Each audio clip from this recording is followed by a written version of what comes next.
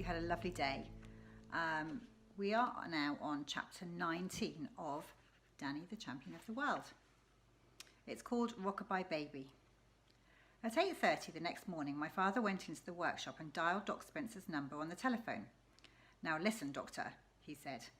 "If you could be here at the filling station in about half an hour, I think I might have a little surprise present for you." The doctor said something in reply and my father replaced the receiver. At 9 o'clock, Doc Spencer arrived in his car. My father went over to him and the two of them held whispered conversation behind the pumps. Suddenly, the tiny doctor clapped his hands together and sprang up high into the air, hooting with laughter. "You don't mean it," he cried. "It's not possible."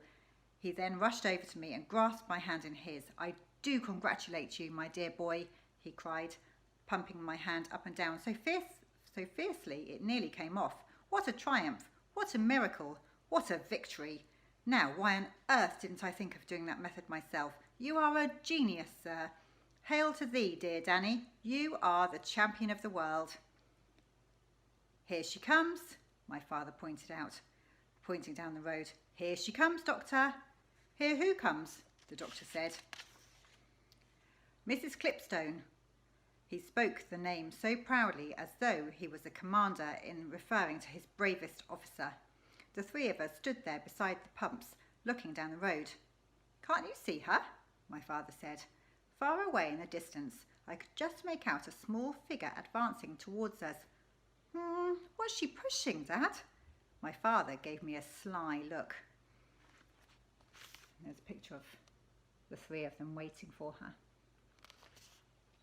"There's only one way of delivering pheasants safely," he said, "and that is under a baby. Isn't that right, Doctor?"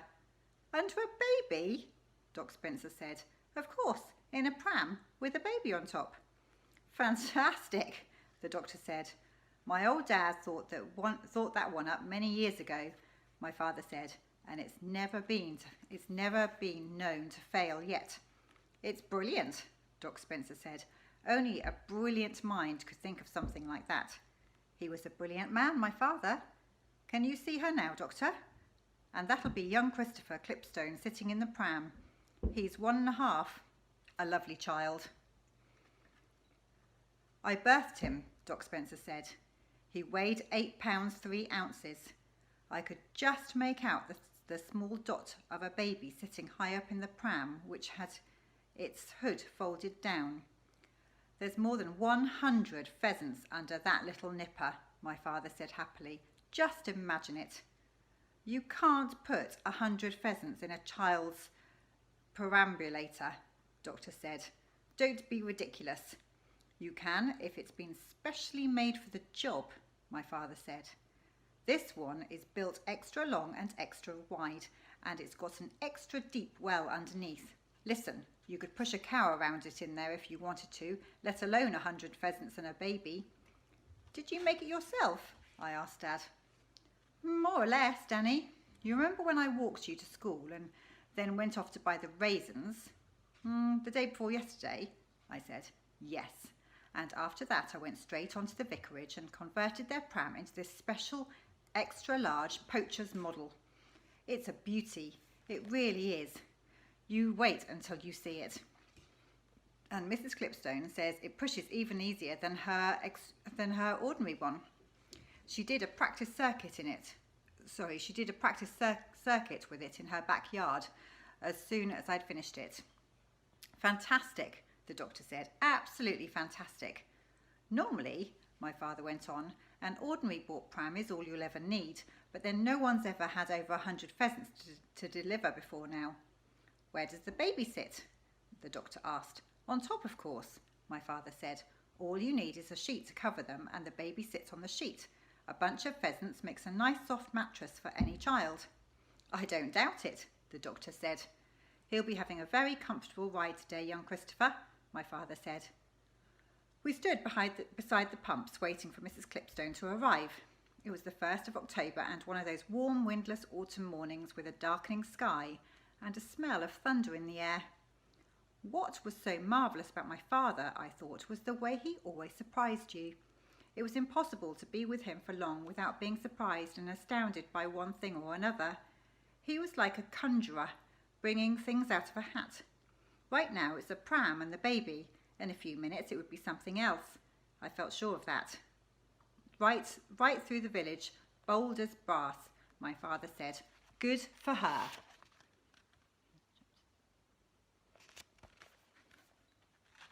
She seems in an awful hurry, Dad, I said. She's sort of half running. Don't you think she's half running, Dr. Spencer?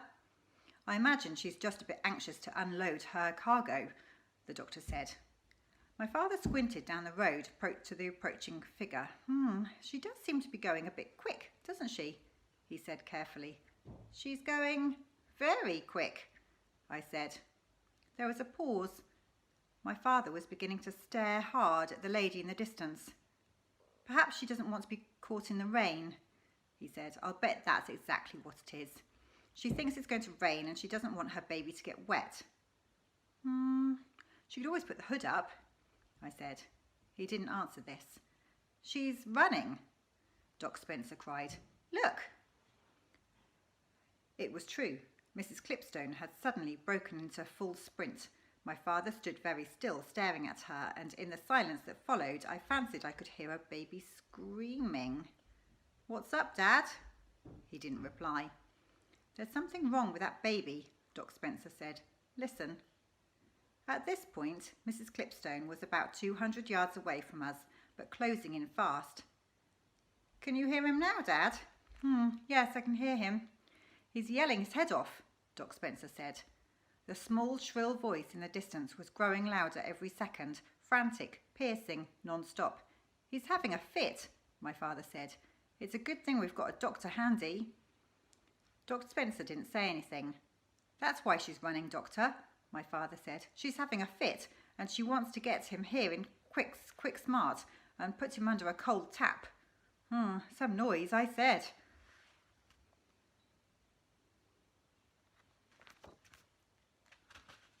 If it isn't a fit, my father said, you can bet your life it's something like that.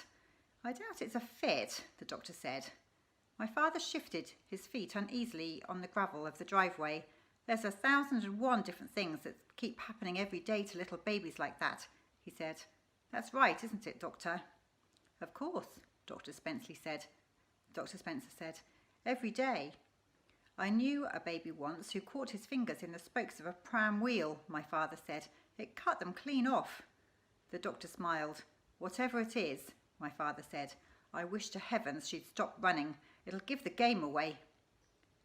A long lorry loaded with bricks came up behind the pram and the doctor slowed down and then poked his head out the window to stare. Mrs. Clipstone ignored him and flew on. She was so close now that I could see her big red face with her mouth wide open, panting for breath.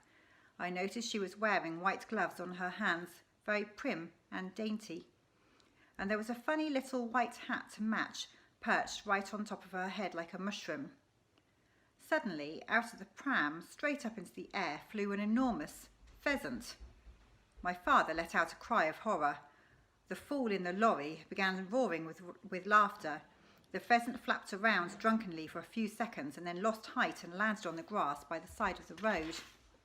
Crikey, Doc Spencer said. Look at that! A grocer's van came up behind the lorry and began hooting to get by. Mrs. Clipstone kept running. Then whoosh! A second pheasant flew up out of the pram, then a third, and a fourth. Great Scott, Doc Spencer said. I know what's happened. It's the sleeping pills. They're wearing off. My father didn't say a word. Mrs. Clipstone covered the last 50 yards at a tremendous pace. She came swinging into the filling station with the birds flying out of the pram in all directions. What on earth is happening? She shrieked. She pulled up hard against the first pump and seized the screaming infant in her arms and dragged them clear. With the weight of the child suddenly lifted away, a great cloud of pheasants rose up from out of the gigantic pram. There must have been well over 100 of them, and the whole sky above us was filled with huge brown birds clapping their wings. A sleeping pill doesn't last forever, Doc Spencer said, shaking his head sadly. It always wears off by the next morning. The pheasants were too dopey to fly far. In a few seconds they came down again and settled themselves like a swarm of locusts all over the filling station. The place was covered with them. They sat wing to wing along the roof of the workshop, and about a dozen were clinging to the sill of the office window. Some had flown down onto the rack that held the bottles of lubricating oil, and others were sliding about on the bonnet of Doc Spencer's car. One cockbird with a fine tail was perched superbly on top of a petrol pump, and quite a number of those that were too drunk to do anything else simply squatted on the driveway at our feet, fluffing their feathers and blinking their small eyes. My father stayed remarkably calm, but not poor Mrs. Clipstone. They nearly pecked him to pieces, she was crying, clasping the screaming baby to her bosom. Take him into the caravan, Mrs. Clipstone, my father said. All these birds are making him nervous, and Danny, push that pram back into the workshop, quick. Mrs. Clipstone disappeared into our caravan with the baby. I pushed the pram into the workshop. Across the road, a line of cars had already started forming behind the brick lorry and the grocery van. People were opening their doors and getting out and beginning to cross over and stare at the pheasants. Watch out, Dad, I said. Look who's here. And that's the end of the chapter. Bye-bye.